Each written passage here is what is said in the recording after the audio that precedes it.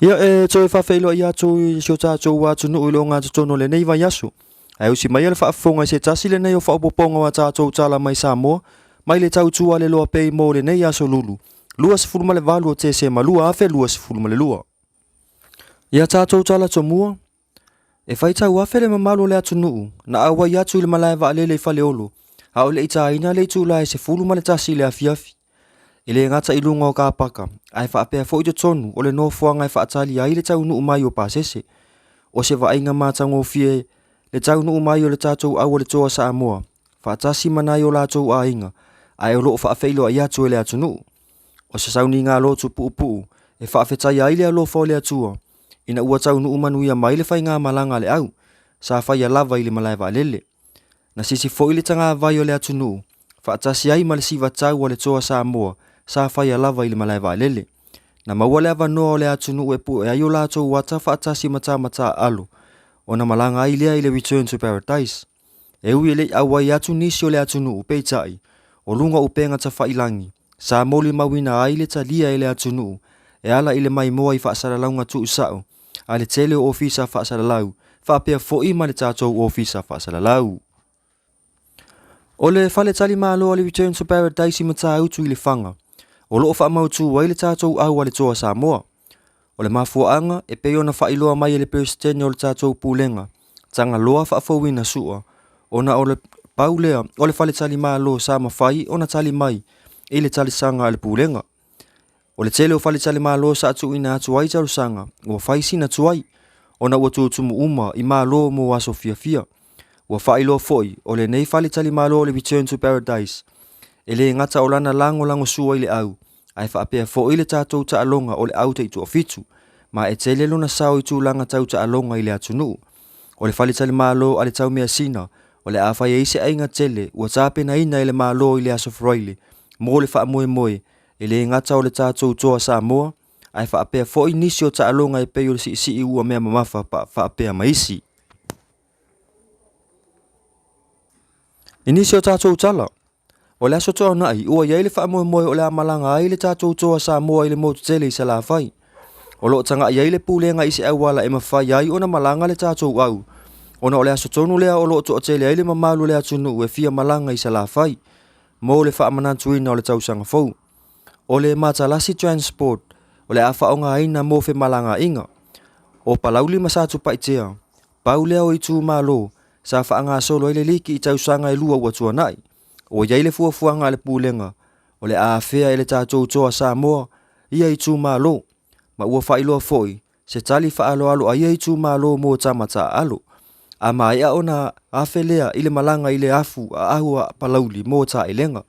Ona malanga i lea i whaasale le anga ia moa, ma toe taliu ma iai upolu i le alavaso. Peitai e iai nisi o tamata alo, o loo fia no nofo pea i sa vai, e whailoa i nai o lātou a inga, ma e le tau fia.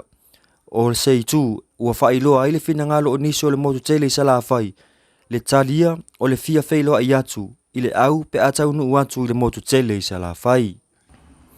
E o mai le taimi nei, e le ima oti mai lava i le pūlenga pe fia se leni, ua fisosoani atu ai le malo i tāpenanga a le pūlenga mo le wha moe a le toa Samoa.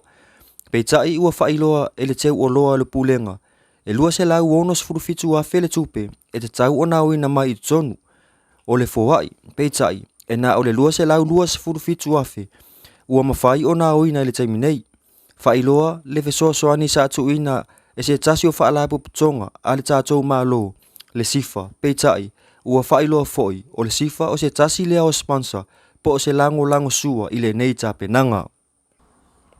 E toa whani se o alo le tātou toa Samoa e au mau i Engilani, e le o mawhai o na awai mai i le malanga le au, o le mafuanga, o na o le aso tolu o Januari, e a matali ai a lātou pre-season, ma o le mafuanga lea, e toe fo iai le tele o tātou au, i le aso lua Januari, e whaata ua tele le pūlenga, o na o kongarate, o whale whaingaluenga a tamata a alo, o le mafuanga fo i lea, sa fuafua i lava le nei malanga, i le nei taimi, wala ulia le atunuu, i le aso ata e au, e awai atu i se savali tele, o se avanoa e whailoa iai i tamata a alo, ale au le toa Samoa.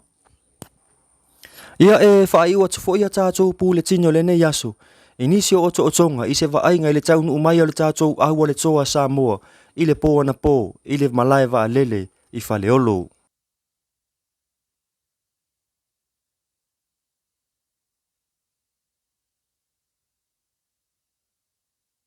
Let's welcome Malatoa Samoa, captain of 2022 Rugby League World Cup, Junior Paulo!